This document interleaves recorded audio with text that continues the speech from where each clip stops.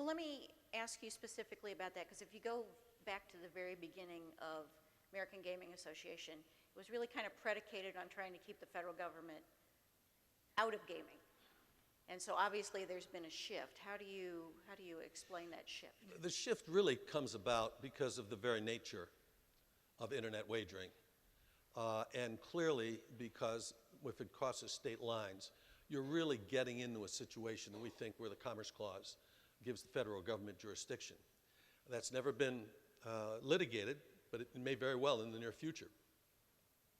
But we felt that federal legislation is needed in this area because, number one, Native American tribes. Native American tribes are sovereign nations under the Cabazon case.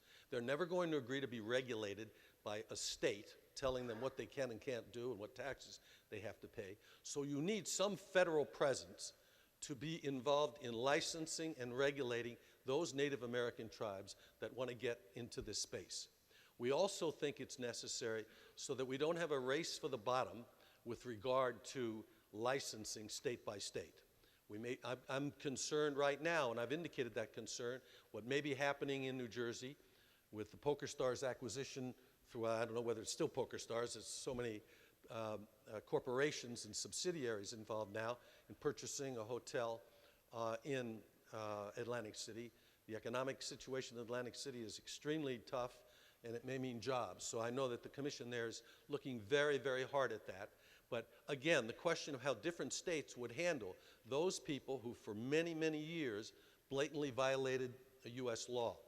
We also, we believe, need some minimum standards on consumer protection, minimum standards on underage gaming, and some minimum standards to help that 1% of the population who can't gamble responsibly. So the internet wagering is a little different than the old 10th Amendment right, where a state has the right to regulate what goes on within its borders. Clearly it does with intra-state internet wagering. But once it starts crossing lines, we think that the federal presence is necessary.